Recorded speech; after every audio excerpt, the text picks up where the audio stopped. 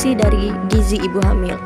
Proses kehamilan merupakan salah satu periode penting dalam siklus kehidupan manusia. Salah satu faktor yang sangat berpengaruh pada pembentukan kualitas daya manusia adalah nutrisi pada saat kehamilan yang akan berpengaruh pada kondisi ibu hamil dan janin yang dikandungnya.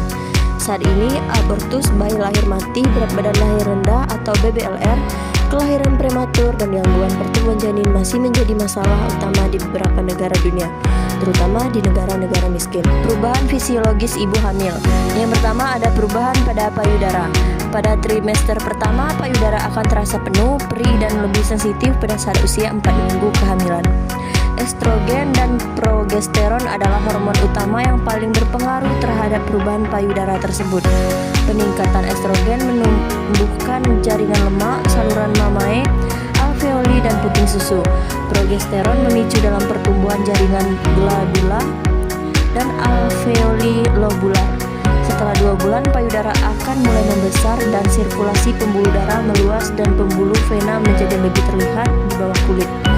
Puting susu akan menjadi lebih besar dan lebih menonjol. Puting susu dan areola akan menjadi lebih gelap warnanya. Kebutuhan gizi pada masa kehamilan akan meningkat sebesar 15% dibandingkan dengan kebutuhan wanita normal.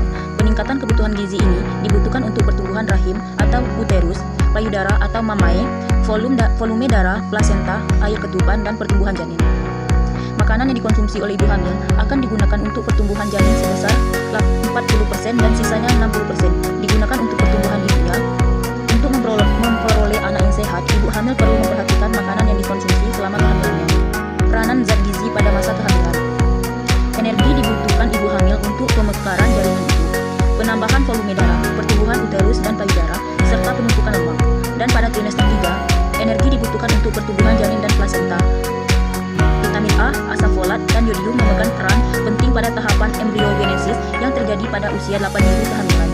Gangguan pertumbuhan pada masa ini akan menyebabkan malformasi anatomi, yaitu gangguan batang saraf atau yang dikenal neural tube defect atau NTD, dan bibir sumbing yang dapat meningkatkan resiko mortalitas, morbiditas, bayi lahir mati, abortus spontan, dan kelainan jantung.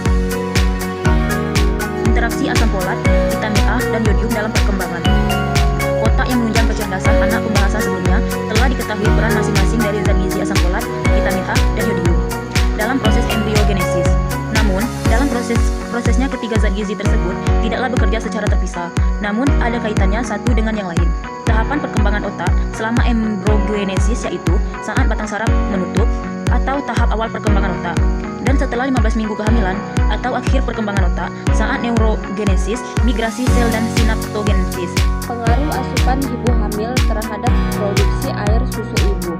Selama kehamilan banyak terjadi perubahan fisiologis termasuk perubahan hormon yang terkait dengan proses laktasi seperti prolaktin, estrogen, progesteron, dan laktogen plasenta yang berpengaruh ke perkembangan struktur payudara. Faktanya, laktogenesis dimulai selama kehamilan trimester 3. Susu prepartum yang dihasilkan sebagian besar dalam bentuk protein dan glikoprotein.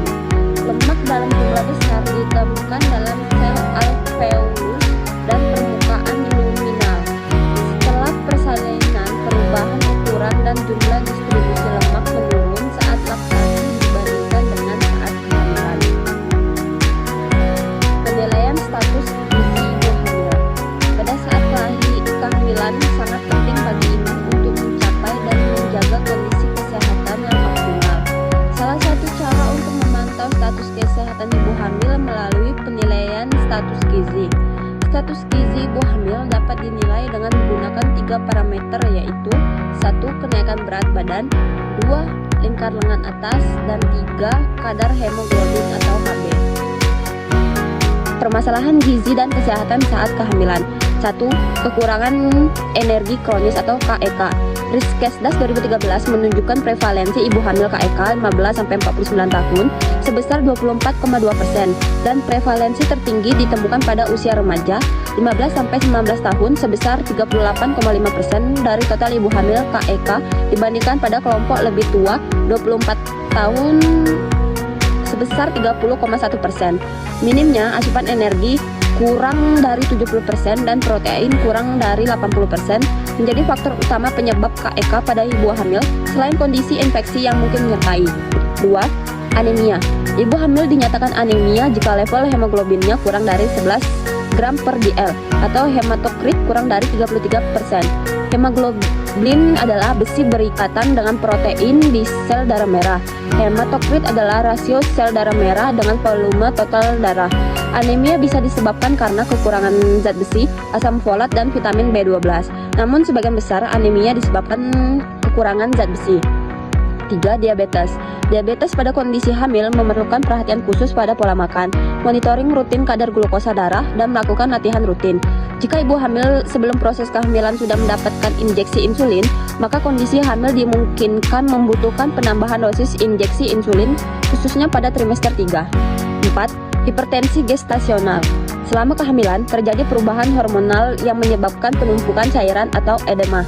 Pembekakan sering terjadi pada pergelangan dan punggung kaki akibat dari perluasan uterus menekan pembuluh darah vena yang menyebabkan darah mengalir ke organ yang letaknya lebih rendah. Meski kondisi ini normal pada kehamilan, namun bisa menjadi tanda gangguan hipertensi pada saat kehamilan. Sekitar 8-10% wanita hamil mengalami hipertensi. Kejadian hipertensi saat kehamilan dapat menyebabkan kematian, kelahiran prematur, dan komplikasi pada janin yang baru lahir. Peningkatan tekanan darah mengganggu suplai darah ke plasenta, yang akhirnya berpengaruh pada berat janin. 5. Preeklamsi. Preeklamsi adalah kondisi hipertensi gestasional yang diiringi dengan peningkatan berat badan tiba-tiba, proteinuria, dan edema. Kondisi preeklamsi sering dikaitkan dengan kondisi kerusakan hati dan ginjal.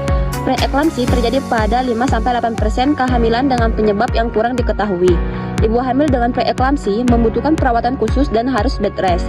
Pada kasus preeklamsi yang berat dapat berkembang menjadi eklamsi yang dapat mengancam jiwa ibu dan bayi. Ibu hamil dengan eklamsi harus dirawat di bawah pengawasan tenaga kesehatan. Upaya pemerintah dalam peningkatan gizi dan kesehatan ibu hamil. Yang pertama ada pemberian PMT bagi ibu hamil KEK. Pemberian makanan tambahan khususnya bagi kelompok rawan merupakan salah satu strategi suplementasi dalam mengatasi masalah gizi. Ibu hamil KEK dengan lila sampai dengan 23,5 cm merupakan salah satu kelompok rawan gizi yang harus mendapatkan asupan kecukupan energi yang dianjurkan. Pemberian makanan tambahan bagi ibu hamil berfokus pada gizi makro dan mikro untuk mencegah terjadinya BBLR dan balita pendek. Pemberian makanan tambahan ada dalam dua bentuk, yaitu PMT penyuluhan dan PMT pemulihan. Kesimpulan dari semua yang kita bahas tadi adalah gizi yang baik dan seimbang selama masa kehamilan sangat penting untuk menjaga kesehatan ibu serta menunjang pertumbuhan dan perkembangan janin. Ibu hamil membutuhkan asupan energi, protein, vitamin, dan mineral dalam jumlah yang lebih tinggi dibandingkan wanita tidak hamil. Kekurangan atau kelebihan asupan gizi dapat berdampak negatif seperti gangguan pertumbuhan janin, kelahiran prematur, atau komplikasi kesehatan bagi ibu.